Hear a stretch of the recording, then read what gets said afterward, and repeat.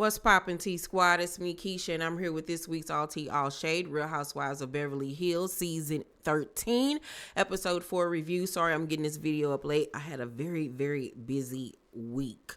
But I want you guys to do me a favor.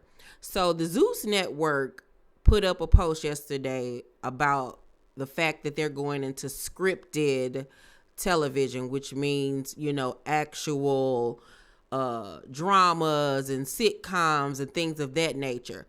And they ask that you tag people that you think that they should work with. So can y'all please go to that post on the Zeus Network Instagram page and tag my name for me, okay?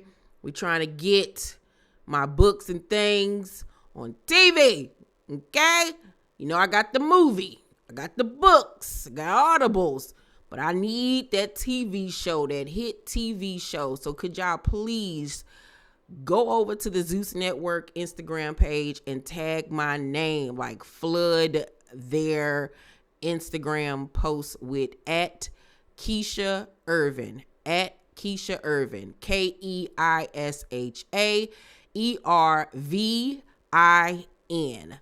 Thank you so much in advance if you do it for me. Thank you, thank you, thank you, thank you, thank you. Anywho, let's get into this week's episode. And we got a Keisha's Theater today, honey. You know we do.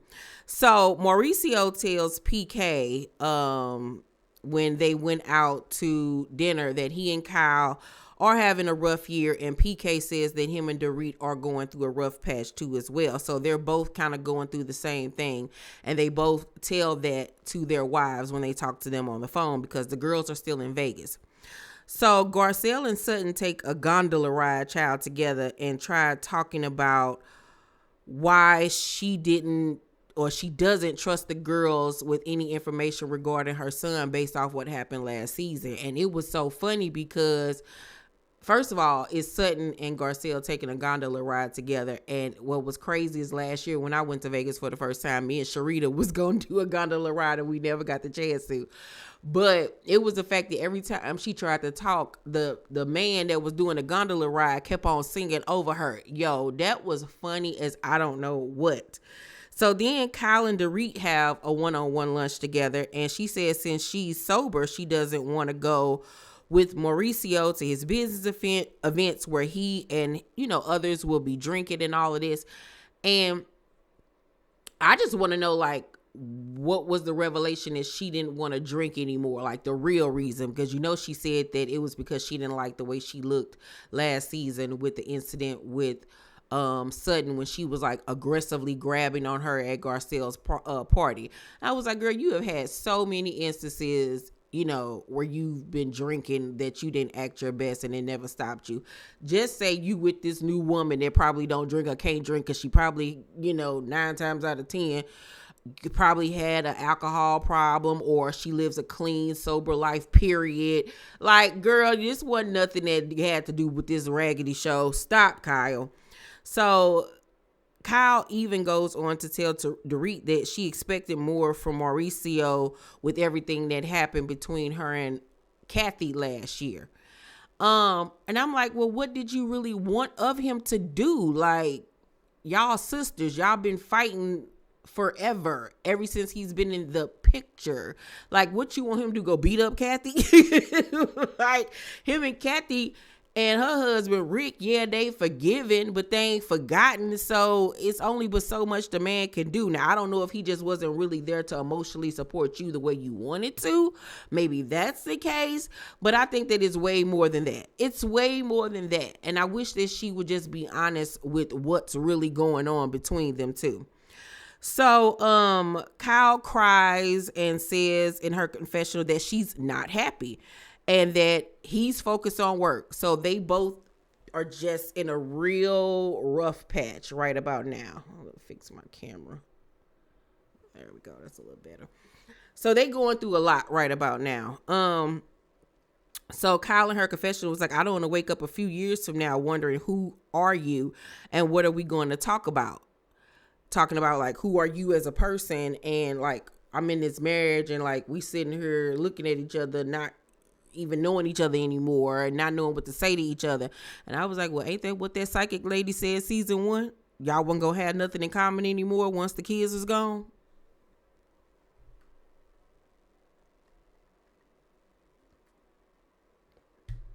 I digress. So then the ladies have a Western night. They all dress up in like country Western style attire. And they go out to dinner, and surprisingly, Erika talks very candidly about her financial situation and how, it affected her going from having everything in the world to having nothing in her eyes. And I'm like, I need for her to stop saying she has nothing. Because people that don't have anything don't live in $1 million house with a pool in the back. People that don't have nothing don't have glam squads that travel around the world with them. People that don't have nothing don't walk around wearing diamond earrings that's worth millions, that don't have Versace and Dior and Bottega on their backs. Like, stop saying you don't have anything, because that's a slap in the face of people that actually don't, that are really struggling. You have rich people problems, ma'am. Stop. So, but I guess it still was refreshing for them to see her still opening up about something that is near and dear to her. So they go bull riding, and child, poor Sutton was on that bull looking like Woody from the Toy Story. Baby, everything about Sutton is just so stiff, but you gotta love it because it's who she is at her core. But she was up there. It was like a loosen up, Sutton, Jesus. So the girls are headed out to go back to LA the next morning. And as they're getting on the elevator, Erika runs into her Mikey, the guy that run her whole machine or whatever, and his boyfriend, who's a part of the Magic Mike show. And she was like, "Oh, Sutton, here's your chance to apologize to my friend who you said was over the top and that the show was schmitty." And Sutton is like, "The fuck? Like, why would you say that in front of him?" She was like, "No, I didn't say that. The show was shitty. I said, it was the spread eagle thing." So they leave, and Sutton is upset because it's like, why did you put me on blast like that? Like, come on now. I thought we had gotten past all of this. And I mean, I see where Erika was coming from, but that man wouldn't have known that she felt that way if you wouldn't had told him that. Or, you know what I'm saying? Like, it wasn't necessary, and give her the opportunity to apologize, without you saying something. And did she say the show? No, she didn't say the show was, she just said that it wasn't for her. It was too much. But we all know the real reason why Sutton was upset. It's because she wore them pants and didn't nobody bring her wooden self up on stage. So, Sutton was like, "You really gonna put words in my mouth? I didn't say that, Erika." So Erika was like, "It doesn't matter." "Oh yeah, it does matter, because now you're putting 10 on 20 and you're making the situation even worse. So yeah, it does matter, ma'am." So Sutton tells Dorit as they're walking to the Sprinter that was shitty, and Dorit agrees. So they get on the Sprinter, heading to the airport, and Sutton tells Erika what she did was mean. And Erika says that she was the one that made it a big deal when she got up the way she did and left. Kyle says that she was acting unhinged that night. And I mean, she overreacted. She was doing team too much. It wasn't that serious, but I do feel like them following her and asking her a bunch of questions did kind of make the situation a little bit worse. You know what I'm saying? But then I feel like it would have been an issue if nobody came and checked on her. Because then it would have been like, for her, I think it would have been like, I wore these pants, I didn't get chose. That's dealing with whatever self-esteem issues and whatever that she is harboring. And then nobody cares enough about me to even come check on me. I don't matter. You know what I'm saying? I feel like it would have been an issue either way it went. So Sutton starts to cry and was like, "I'm sorry that I ruined it for you all and those dancers. I feel terrible." So Dorit tries to comfort her. And Sutton don't really want to be bothered right now because, she hyped up, and she knows she can't really trust Dorit neither. So it's just like, girl, get away from me. So Garcelle then says to Dorit that she got an issue with her because she felt like she should have went after her. And Dorit asks Garcelle what she could have done to make Sutton more calmer. And Garcelle was like, why I gotta calm her down? I ain't her therapist. I'm just her friend. And I hate that I'm always the one that gotta console her. It's like, don't nobody else care. And it's like Dorit finds a way to make everything Garcelle's issue and fault. And it's like, Dorit, figure out what nationality you are so you can get your fake accent together before you start trying to tell people what they coulda, shoulda, woulda did. Like, be quiet. So they get back to Los Angeles and Garcelle and Erika meet up for lunch.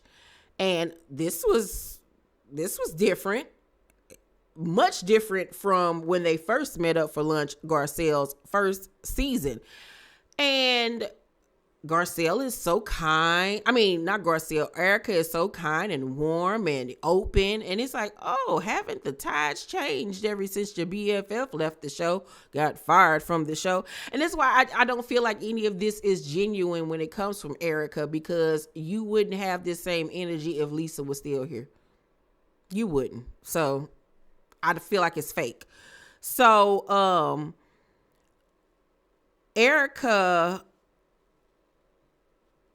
Garcelle tells Erika that Dorit talks a lot and doesn't listen.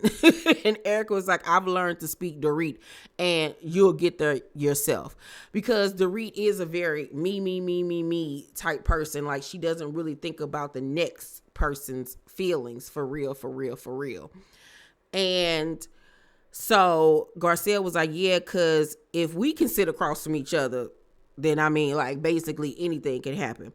So Garcelle was like, I thought you were going to go after Sutton on the trip, but you didn't. But then you did later on. Like, what was that about? And Erika was like, well, all of a sudden there was a flip and she hijacked the moment.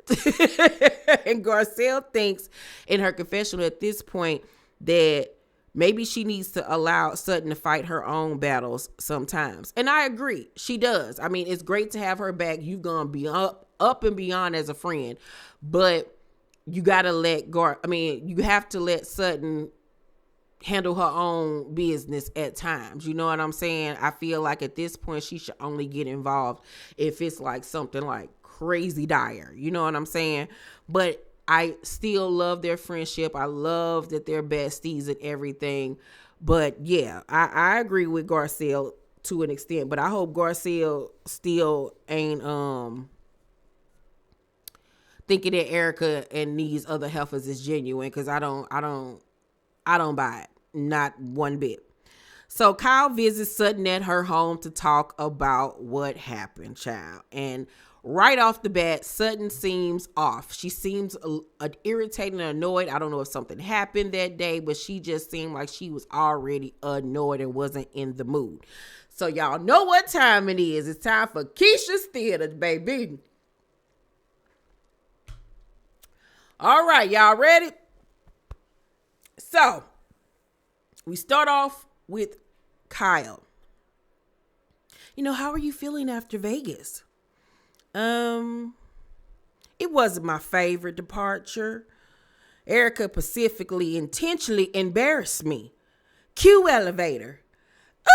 Ooh, Sutton! Now here's your chance. You can apologize. Lights, camera, action. Bet on blonde. Hello, darling. Ooh. Ooh. What the hell? Okay, let me say something. No, hold on. I'm not done. What are you, Dorit? Excuse me. I'm not done with what I'm saying. Well, let me know when you're done so I can say what I'm saying. Don't talk to me like that. Don't. Sudden confessional. Kyle and I made a promise to each other to have each other's back, and I had a revelation after my trip from Vegas. She's not my friend. She's never have and never will be my friend. She's never gonna have my back. Are you okay? Yeah, I'm very okay. Defend your friend. Go ahead, defend your friend, because we know that's what you do. Go ahead, defend her. That's what you do. You're a defender. You're a transformer. Anything with an ER on it, that's what you are. So go ahead on, Kyle. Go ahead on and defend your friend, okay? Go ahead on and do it, because I know that's what you're going to do. I know that's what you're going to do, girl. Listen to me. No, go ahead. Defend your friend. Defend your friend while I sip my tea. Go ahead on. Go ahead on, Kyle. Don't talk like that, Sutton. You are my friend. Why do you think I'm sitting here right now? Just because I see another, perspective doesn't mean I'm not your friend. You sure? Sometimes you come in when you haven't even heard the whole story. I am actually very offended when you say that, okay? I saw my friend in distress. I go over there and you say you insert yourself? By the way, fuck you, Sutton. That's fucking rude. You have a habit of losing your ish in ridiculous circumstances, too. Name them. Name them. Well, what you did was ridiculous. Name them. Name them, Kyle. Go ahead. Name them. Name them. I will if you let me talk. Name them. Name them. Put them on the table. Name them. Name them, Kyle. Name them. Will you be quiet? Name them. Let me talk. Jesus.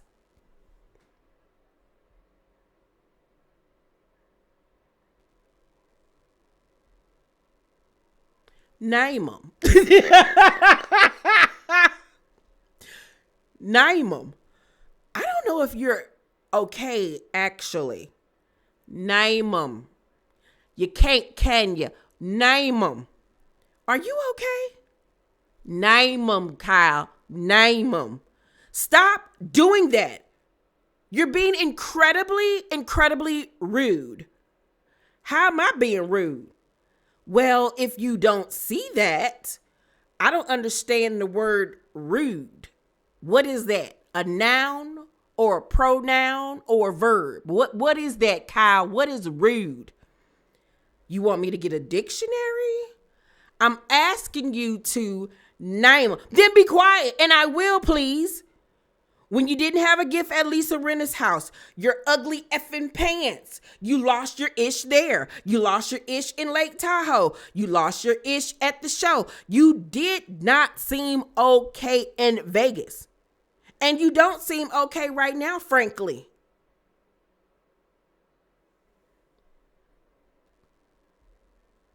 Name them. And scene. Baby, that name them. Be hollering.